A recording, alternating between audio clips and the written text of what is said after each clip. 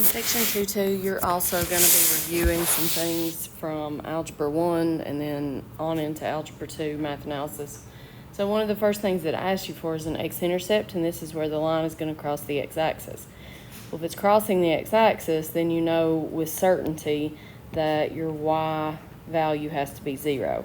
So you're going to use that as you solve to figure out what the x-intercept is. Same thing with the y-intercept, except now your x value is 0. So if you look at this first example I have written here, I have y equals 2x minus 4. Your y-intercept in this case you know is negative 4, but the x-intercept maybe is not so obvious.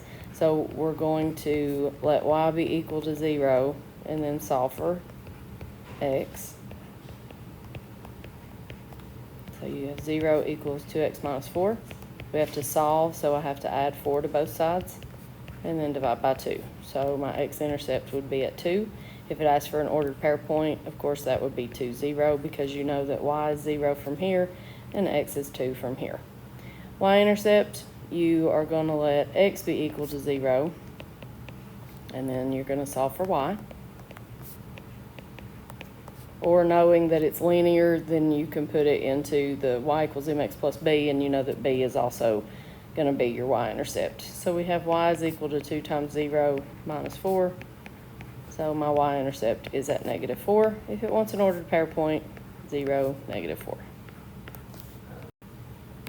Next example is asking the same thing. So for x-intercept, I'll let y be equal to 0.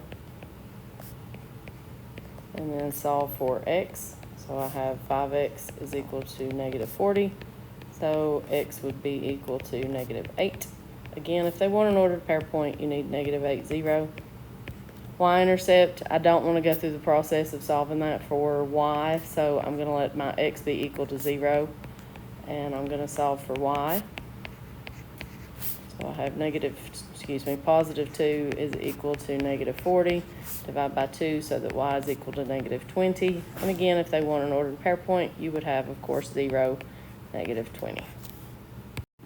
The next section is asking about parallel and perpendicular lines. So two lines are given, and you have slopes that are, and I have used the subscripts M1 and M2 for 1 being the first line, 2 being the second line.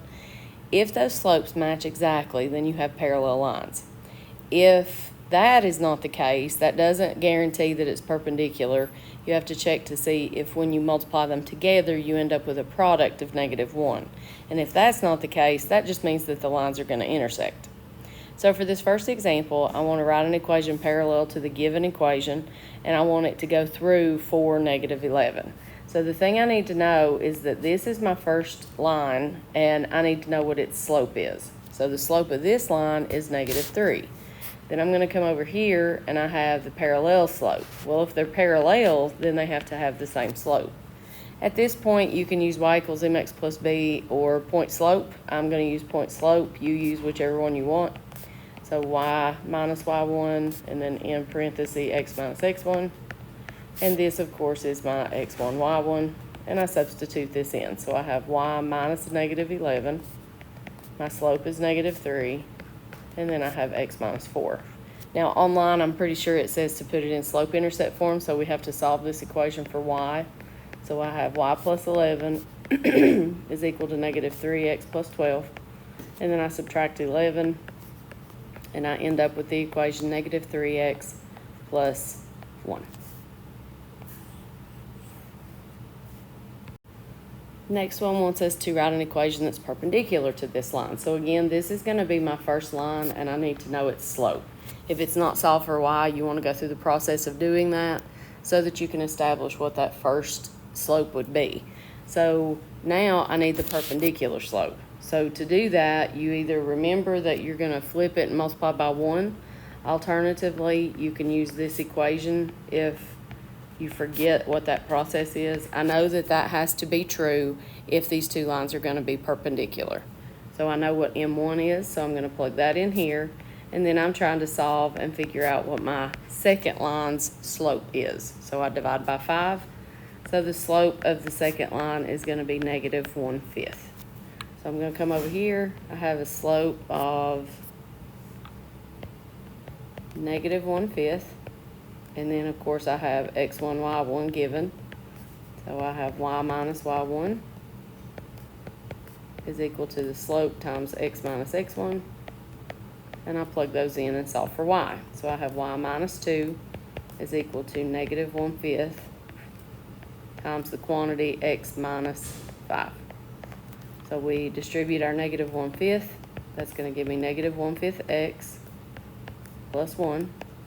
And then I add 2 to both sides, so I end up with an equation of negative 1/5 x plus 3. And that would be the equation of the line perpendicular to the line I was given. Another couple of questions in this homework set say to find the point where these two intersect. So if they intersect, then that means that this function has to be equal to this function at a specific point. So f of x is 2x minus 4, and then I have g of x is negative 5x plus 17. And I need to solve that first for x. So I'm going to add 5 to both sides, 5x to both sides, and then I'm going to add 4 to the other side. So I get x is equal to 3. But that is not the entire answer because this is asking for the point. So if I know what x is, box that in because you're going to need it. Now I need to substitute that into one of the other two equations, the original two, to figure out what y is. So I'm going to use y is equal to 2x minus 4, plug my 3 in, and 6 minus 4 gives me a y value of 2. So the point where these two intersect is at the ordered pair point 3, 2. You can check this by putting that into the other equation and making sure that it makes a true statement. You're going to have a question, and I think sometimes it varies between car rental companies and maybe cell phone plans or something. So this one says that they offer 2 plans, so I need to figure out what plan A is as an equation.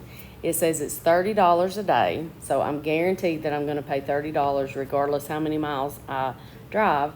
And then this one says it's 12 cents per mile. So 12 cents per mile, you can use an M or an X. I'm going to use an X. So this would be my first plan A's equation. All right, so then I have plan B. It says $50 a day with free mileage. So this would just be Y equals $50. So it doesn't matter if you drive 1 mile or 400 miles, it's still just $50 a day. So what this is asking us to do is what range of miles will plan B save you money? So that means that plan B would be less dollars paid. So you have 30 plus the 12 cents per mile would have to be greater than $50 in order for plan B to save you money. So we have to solve this for x. So I have 0.12x is greater than 20. And then I divide by 0.12.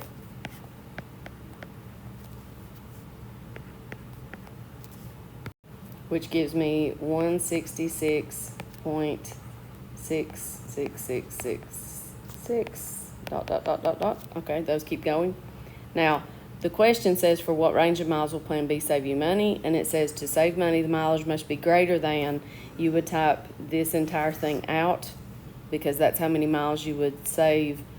That's how many miles you would drive in order to make the $50 a day worth it. So if you were only going 100 miles, it would make sense to use plan A. But if you're going 200 miles, plan B works. If you're going 168 miles, then plan B is cheaper. So it says to give your answer accurate to at least 1 decimal place. So online you would type in 166.7. See me with questions.